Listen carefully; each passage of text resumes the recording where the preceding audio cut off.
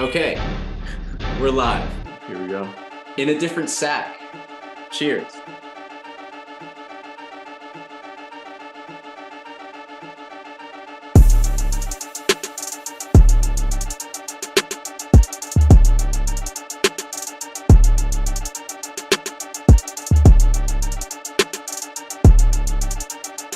In a different sack, different episode, new guest, but welcome back. It's the same Talkin Balls that you know and love.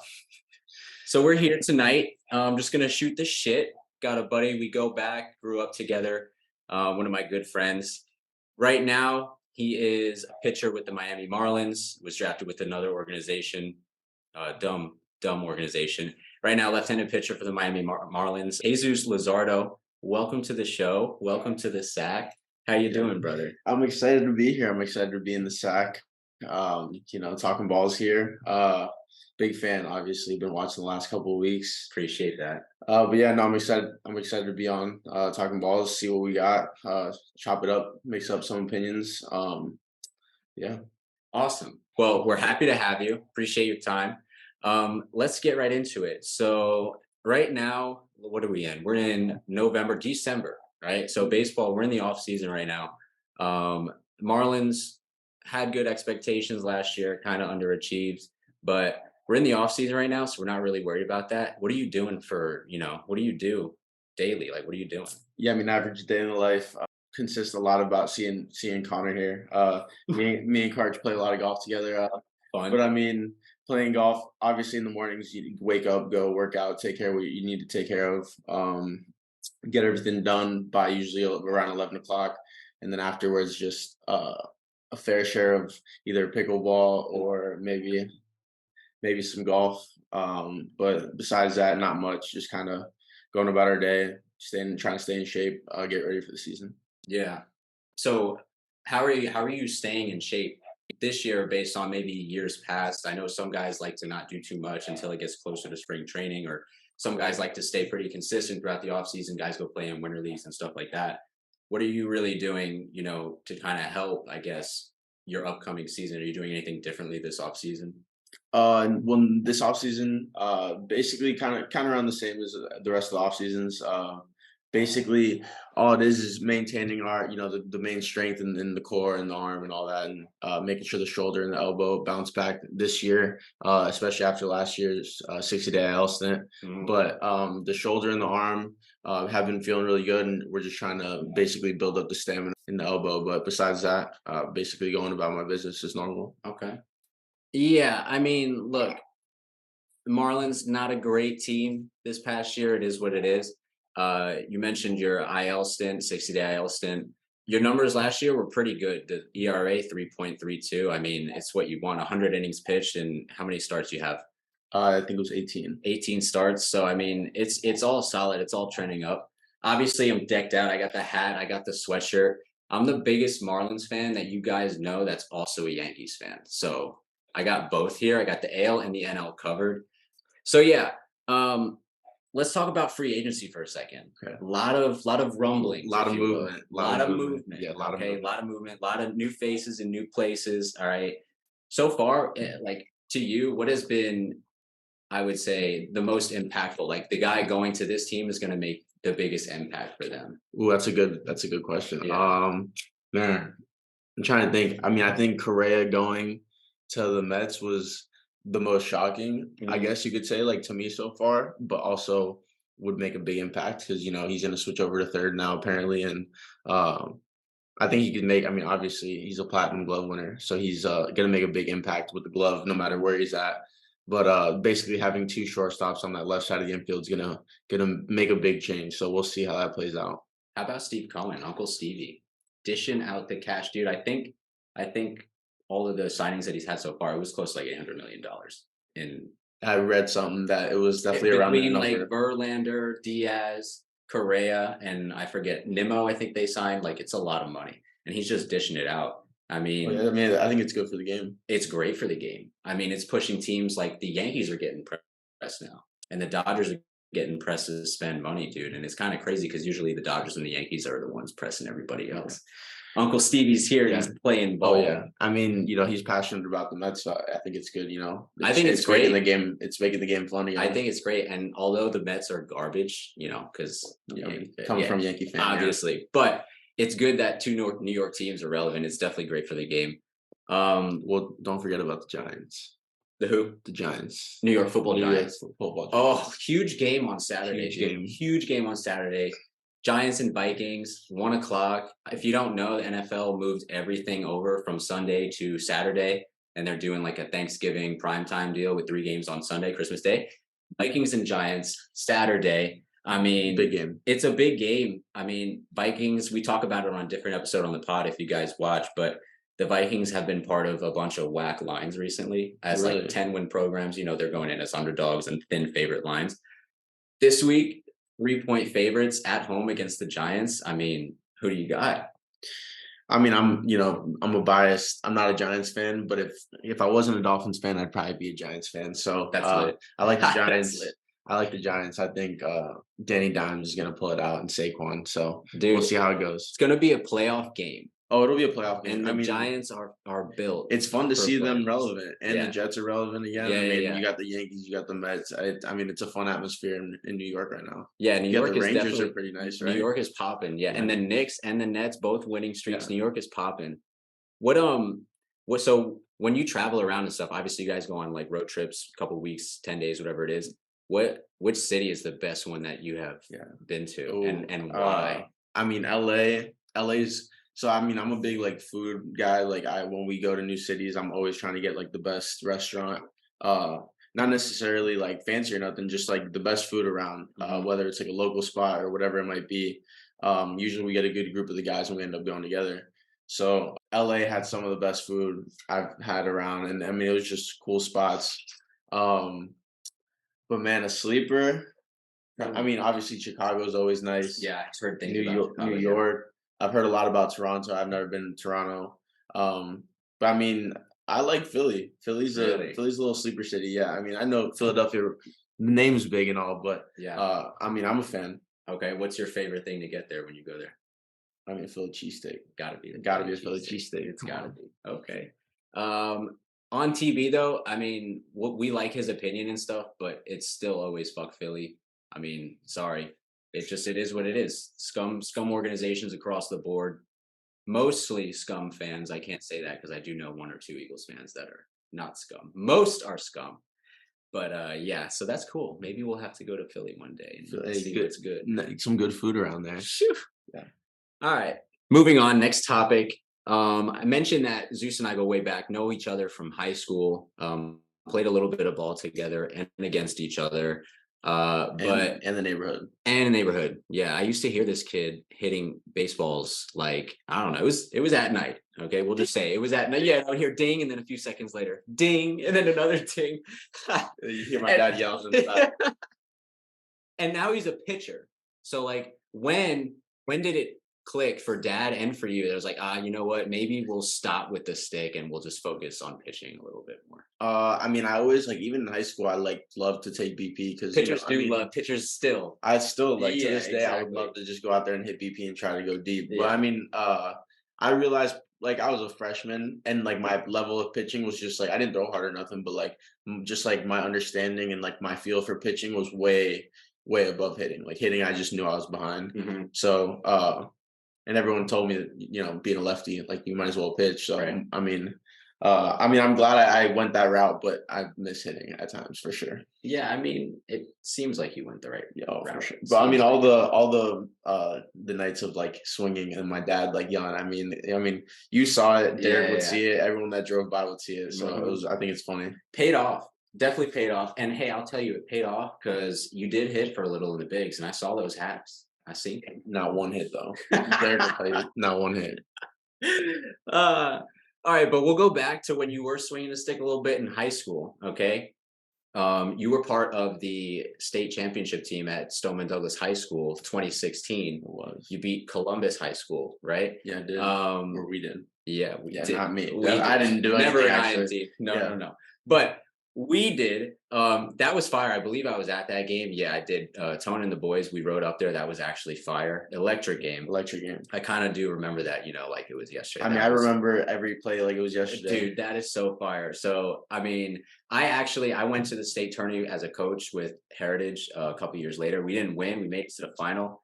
And yeah, that shit, if you're playing high school ball, like that's what you want to get to. That is the most fun. But during high school, like, and then maybe during the state championship run, like, do you have a memory that sticks out to you that was like, oh, I will remember that for the rest of my life? Sure, Yeah. Obviously not winning the state title because you're gonna remember that. Of course. I mean, I do. So my senior year, I got hurt like in my fourth start. So I was basically out my whole senior year, Mhm. and being sidelined.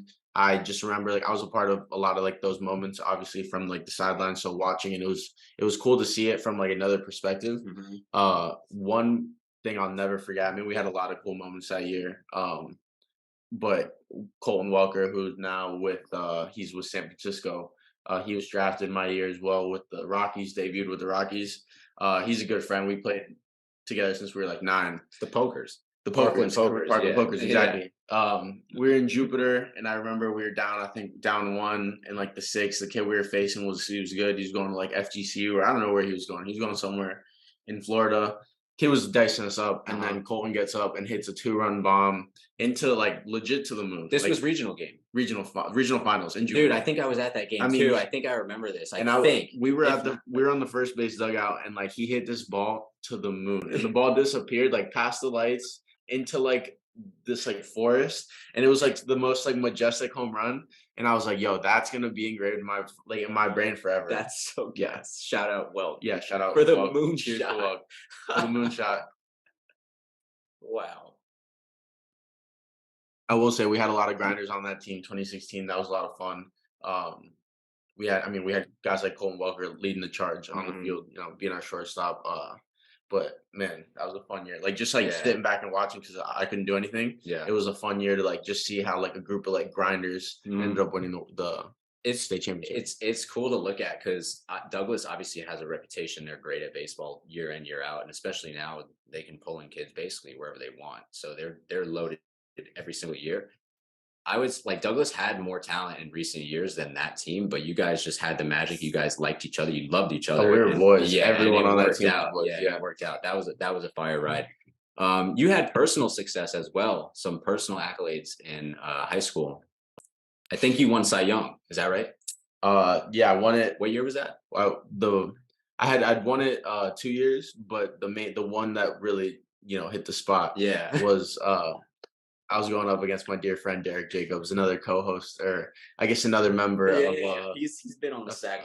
You guys know Derek of Talkin Balls. Yeah, he always gives me a tough time about me winning the Cy Young over him. I think it was my freshman year, so that one always cracks me up. But yeah. I still hold it over him. I wish Derek was here because he would break down the numbers for you guys. I mean, based on the numbers, you could argue that Deej deserved the Cy Young. You could, but Deej to this day won't let that one go. Still thinks that's his Cy Young, but Zeus got it. Sorry, I don't know what else to say. All right, let's talk a little bit more about MLB free agency real quick. I got one guy I want to ask you about. You need to give me your opinion. Sorry if you're friends with him, but it is what it is because I'm very interested in him from a fan's perspective because this is a guy who basically was at the top of the game and basically fell off to riding the bench while his team was in the playoffs. MVP one season. I'm pretty sure. I don't know if he was World Series MVP or not, but Cody Bellinger with the Dodgers got moved to Chicago. I mean, do you think he's gonna get back or even close to like where he was at? Like change of scenery? Like what is it? Like how does a guy like that like have such a steep drop off? I don't know. I think there's I mean, you see it in a lot of guys. I'm not saying, he's like every other guy, but I think there's a lot of guys that go through a period of slump. Like you take off real hot, then like you find a slump, and then like there's guys that never get out of the slump, and there's guys that get back out of the slump and just become like they continue on to be themselves, and like they found their way off of this, slump. I think he was obviously MVP at one point. He was Rookie of the Year. Like he's got more than the ability to bounce back off that slump. So it's a matter of just whatever it might be, a mindset change, a swing change, whatever, or a tweak, not even a change, more like a tweak. whatever it might be that just gets him right back on track. I mean, then he might just be back to maybe the Cubs just got a steal for however much it was for a guy that's going to be an MVP, you know? That happens all the time too in the league. Like teams are giving up on guys all the time. And also, even if a team doesn't give up on a guy necessarily and he is playing like dog water and they let him go, sometimes that change of scenery, like we'll just do it for somebody. A change of scenery can do a lot. I mean, you know about change of scenery yourself. I mean, when did you got drafted? You've been in the league how long? You've been, I mean, a professional baseball player. Professional baseball player, signed in June of 2016. Okay. So 5, 6 years. 6 years now. 6 years, been a professional baseball player. Mm-hmm. I mean, you were drafted by the Nationals, traded in the Doolittle deal that sent Doolittle to Washington. I believe they won the World Series. So it kind of paid off for them. It was good that Oakland got you. And then now you're in Miami. But what I'm getting to is Oakland traded you not this past season, but the year before that, right? So I think 2021. 2021, it was like a 1-for-1 Marte for you, straight up. Yep. They were making a playoff push, the A's were. You probably weren't pitching the best that you could have at the time, sure, and they didn't really know what to do with you. Terrible year, yeah. So they shipped you down to Miami, and I think obviously you had a bounce back year. Your shit was electric all year long. If not for that IL stint, I mean, who knows what the numbers could have been. Anyway, but they gave up on you like that, and so like as a player, what does it?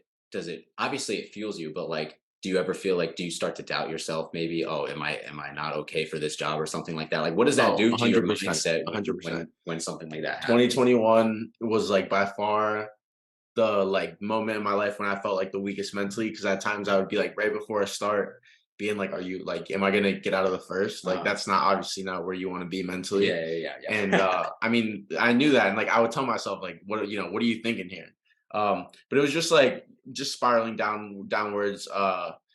Like a couple bad outings turned into like a month, but that was bad. Then 2 months that was bad. Then I started then my stuff started flattening out, and then it just became like a big problem instead of becoming like a snowball effect. Exactly. Shit that didn't need to go wrong was everything spiraled out of control. Yeah. But with the whole mindset being like negative, it never helped to get back out. Which the change of scenery, then like the off season, I think that was huge for me, and just like the new start in 2022 and different mindset, like going into it. It felt fresh and clean. Yeah, I feel like that was a big change for me. I mean, yeah, that's it. I love that you're here. I think it's great for you because obviously anytime you get to live at home and play ball in your home city, that's great. Obviously guys move around, but you're from here. So you're born and raised here. This is where you're from. You're comfortable here. I think that's huge. So not born, but raised. Born, but raised. Not born, but raised. Raised here. Born in Peru. Peruvian player here. First Peruvian born. First MLB player. Welcome to the sack. Okay, moving on. Next segment. Do you mind? No. Okay, not at all. World Cup just wrapped up. Absolutely electric game. The final was incredible, dude. Like you can't write it any better for FIFA. Like they got exactly what they wanted. I mean, yeah, you got Messi, going off into the sunset. Yeah, most likely his last World Cup. Who knows? But winning. And then you got Mbappe, who's the up and coming rising star. Wild. I mean, just dude, that man's cold blooded, bro. 2 goals in 2 minutes. And I said that before. Like the PK goals, like I get you still have to got to put it in the net, whatever. But like, it's a lot easier. Let's be real. It's a lot easier to get a PK goal. But then when he comes back the next minute with that little fucking crosser thing he did on the hunt, bro, that's unbelievable. So I mean, it's kind of different when you're playing for, I guess, a club team or an MLB team or NBA team versus when you're playing, for your country. You're getting that opportunity. You're going to play for Venezuela in the World Baseball Classic coming up this year, coming to Miami, Lone Depot Park. We'll see you there. Okay. Talk to me a little bit. How is it different, when you put the Marlins jersey on, you put the Venezuela jersey on? How's it different? Is there anything, does it feel any different? Is it better? What's the vibe there for the World Baseball Classic? Yeah, I mean, honestly, I've never been able to obviously put on the Venezuela jersey before for the World Baseball Classic, but I'm looking forward to it, very much so, obviously. Just it's so different because obviously, with the Marlins, you take a lot of pride in your job and representing the organization and, for your family and all that. But at the same time, when you play for a country and, something that, I grew up like loving Venezuela and like being raised as a Venezuelan. My family, is all from there. My parents have always wanted me to play for them. I grew up going to every World Baseball Classic rooting for them. And my grandpa always wanted me to play for them. Yeah, that's So cool. for me, putting on that like jersey and pitching for them would be an insane feeling. Yeah, Papa might cry. I don't know about that. My mom might cry. My mom will cry. We're on the lookout for some tears. When is it? When is it coming down to Miami? I think round one is March 11th. I want to say, And the might be group is first game. loaded. Oh, this like Who is it that's again? that Can you group run is through it. It's the Dominican Republic, Yeah. who has an all-star team. I mean, yeah. gonna- If anybody has seen that team, the projected lineup for Dominican Republic, you know that is absolute. It's Yeah. like more than an all-star team. Yeah, every team I feel like our Venezuela is in there. It's loaded. Obviously, USA is not in our group, but they have a very good team. Every team's strong. So our group is going to be Puerto Rico, Dominican Republic, Venezuela. I want to say it's Nicaragua, and then Israel. Five teams. Yeah, I thought it was four. It's five. It's five. So Yeah. do you know how it Two works? I think two move on. It's round If I'm not robin and wrong. group play. You can play everybody. You play everyone. I think the two strongest move on, if I'm not incorrect. Lone Depot Park. What is it? March? You said March 11th, maybe. March 11th, Game one? maybe. March 11th, maybe. But we're just gonna put a blanket on the month of March. We'll see you there at Lone Depot. Game Park. one will be Venezuela versus the Dominican Republic, and Sandy Alcantara will be throwing game one. Dude. He asked for the ball. Apparently, that's what that's what I'm hearing. Okay. Lone Depot Park, it pains me because every time we go down there to support you and all that, like beautiful park. If you haven't been, you got to go. They did a really good job, especially when they renovated it from the other colors and stuff when they changed the logo and all that stuff. The park is beautiful. The food is good there. Food's good. It's never full when the Marlins are playing unless the fans are coming for the other team a lot of times, like New York Yankees, the Red Sox, Cubs, Mets, or Dodgers, some big program like that. Anyway, the stadium is going to be fucking rocking for this World Baseball Classic. It's going to be like, you better believe it's going to be rocking. There's going to be drums. There's going to be like just bells, noises everywhere. It's going to be. That's what I'm expecting. At least that's what I'm looking forward to. Yeah, I'm ready to see that place rocking for real. And by the way, though, the Marlins will get there. The Marlins will get that place rocking. They will. I have faith in you guys. I had faith last year. You kind of got bit by the injury bug. It is what it is. It is what it is. But we mentioned before, the fish are going to keep swimming in 2023. They are. They're back healthy. And you got Sandy to lead the charge in the rotation. Do you want to tell us a little bit about Sandy? You've been around not a lot, but you've been around a bunch of different guys, especially 3 different organizations. You've been around a bunch of different, ace pitchers. Yeah. What does he do differently? Like, how do you get to be, or what does he show you that like you can get to be that top? He's a stud, bro. He's the definition of a stud. He's what you want. Dude. Like give me that ball. I'm stopping whoever. It don't matter. Like it's unreal. And like from the mindset to like the work ethic, like you said, I've been around like guys who are insanely good pitchers and like. Not that they take it easy, but they just don't push their body to the max because they're like, oh, I'm going to push my body when I'm pitching, which is, again, I see where they're coming from. And then you have Sandy, who's like, I'm going to work. Like, he works out like a beast in between his starts because he's going to push his body to the max. And that's why he goes 9 innings. And that's like, at least that's how I see it. He goes 9 innings and he like he says, in the 7th, 8th, and 9th is when his arm starts like warming up. Yeah. So he's throwing 100, 102. It's crazy. It's like sitting back and watching is honestly like it's like playing MLB The Show. I would go down on record as saying, and I truly mean this, like your rotation in Miami is one of the best in the entire league. Like you can put it up against 1 through 5, even against almost anybody. Like you guys just didn't get the run support that you needed. You can see it in your own record, 4-7, but you had a great quality start. You ripped off a streak of quality starts that was unreal. How many did you have? Do you know?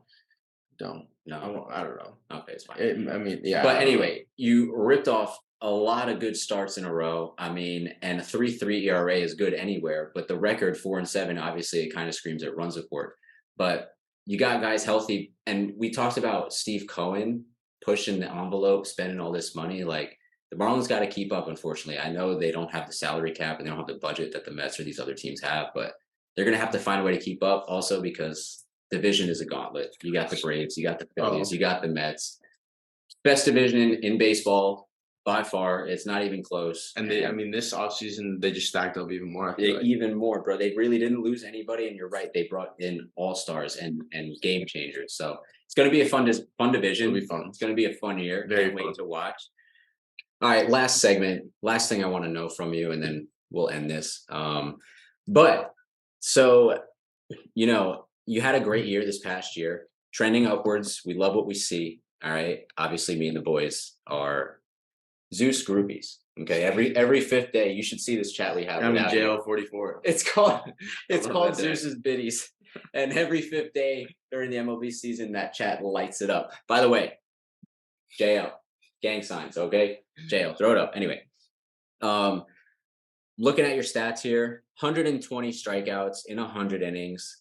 You had some starts. I mean, what your career high got up this year was what, 12 or 13 that you had this past year? Yeah. I think it was 12. 12 strikeouts. I mean, you had some starts, dude. Obviously, because you were fucking doing it, but watching like from on TV and even in the stands, like you're just slicing and dicing these guys. They literally don't have any shot. So like the Ks are there, the fastball is there, and you have success against a lot of guys. Some guys might have your number. It is what it is. Guys are going to get your number, but like it is what it is. I want to shout out one guy. Not to single him out. I'm sorry. It is what it is. But you got his ticket, man. 1 for 9, 5 strikeouts, and you guys watching this will never guess the player, but it's Bryce Harper. You got his ticket. We'd love to see it. I've seen a couple swords out of him against you, and that's just the type of stuff you have. But when you get on the mound, I know every pitcher has this as well. Who's a couple guys that have your number? Have my number. Yeah, you get up there and you're like, oh shit, where am I gonna throw this ball? Because they might take me deep.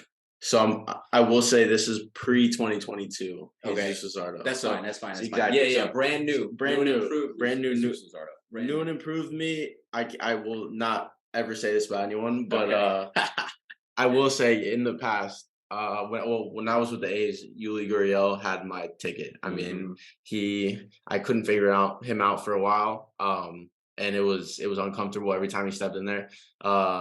Eduardo Escobar at one point. Yeah. I mean, he's a tough at bat. He's more of a guy that's like, I mean, he's just a tough at bat. He's gonna flick off, the good pitches you throw him. He's gonna take the ones that are close that are off, and he's gonna swing at the mistakes, and he's gonna bang the mistakes. Yeah. So those two, and I mean, obviously Jeff McNeil, he's just always flicking stuff off and fouling off good. Yeah. He's gonna fight off good pitches until he finds something that he could hit, for strike well. So I mean, those 3 guys are I will say, have been uncomfortable in the past. Yeah.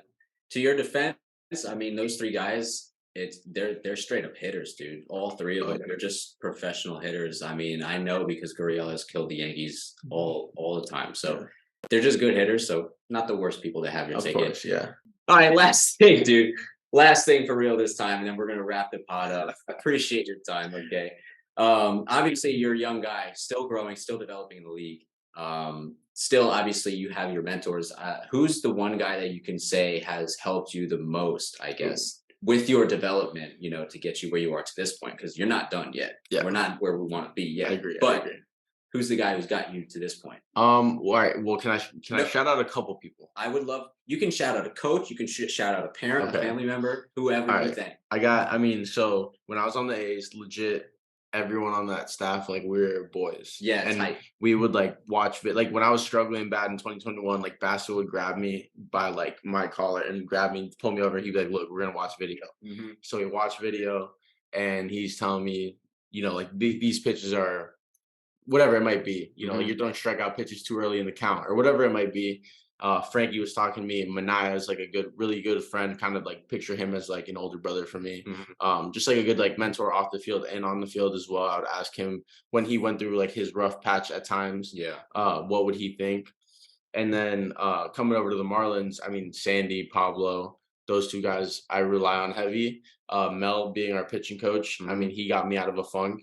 And then this past offseason, I worked with Juan Rincon, and he was the one that kind of made a switch, kind of click in my head this offseason. What was that? So he'd been texting me for 4 months, like telling me like, yo, come out and let's play catch. I got a little something for you. It's not gonna be life changing. It's not like let's just play catch. Like, Okay. if you don't like it, then whatever. Like you don't have to. And then I kind of put it off, but it wasn't because I, didn't want to. Juan Cohn's this pitcher for a long time. He pitched with Minnesota, Okay. pitched with a couple of teams, but he pitched for like I think 6 or 7 years, maybe even more. Venezuelan guy, he lives by here. Used to train at Douglas when I went there, so we kind of had that relationship. Okay. But he texted me. I kind of put it off because I was like, I didn't want to take up his time. I didn't want to like waste his time, this and that. I'm kind of, you know me. I'm kind of just like introverted, like shy. I'm not trying to like go out. So then I reach out. I'm like, let's play catch. Okay. I go, and then he tells me one little thing on like a hip hinge to show my back pocket a little more and like kind of turn my numbers more to the hitter. Okay. And that little thing right there kind of made my arm climbed up. My sinker started sinking. My four seam started like kind of darting at spots. My location got better, and we started doing some drills. And like slowly, it was like twice a week. I'd see him like from once a week. Then we started going twice a week. Then I'd see him 3 times a week. Then we were working all the time, and he would keep pounding it in my head. Like you're good enough, like you're good enough, and hearing it from someone that's not your boy, or not your like family member, because obviously, like I love my parents. My parents are gonna tell me, they're gonna be like, hey, like you're good, obviously, but and I would never expect them to tell me otherwise. Right, and that's true. Your boys would do that too. This man could have a 12.50 ERA. I'll still support him till I die. So he's right about that. I mean, I'll tell him if he's shit, but like right after that, I'll go back. Exactly. So it's like your shit. I like hearing it from someone that like he didn't need to tell me I'm good, like he chose to. Yeah. And not that I needed that, but it kind of like made it click in my head, like, hey, you are good enough to do this. And after that, I mean, I will say he was a big component for me, and then everyone I named has helped me in the past. Yeah, everybody who had a part in your career, I think, and all the guys, even from Little League up, all those coaches and stuff. We can't talk about this. I had something good. We can't talk about this. Anyway. Okay, that's gonna do it on Talkin Balls. Look, I didn't mention it in the beginning, but look, it's just as important, okay? Like and subscribe the video. It's not that hard, okay? I'm trying to give you guys good content. Like and subscribe. If you're watching this one again, you're in deep. It's too late to turn back. You're screwed. You're in the sack when it gets sweaty, when it's powdered with Gold Bond, when it's clean. You're in it. Like and subscribe the channel. Zeus, appreciate you.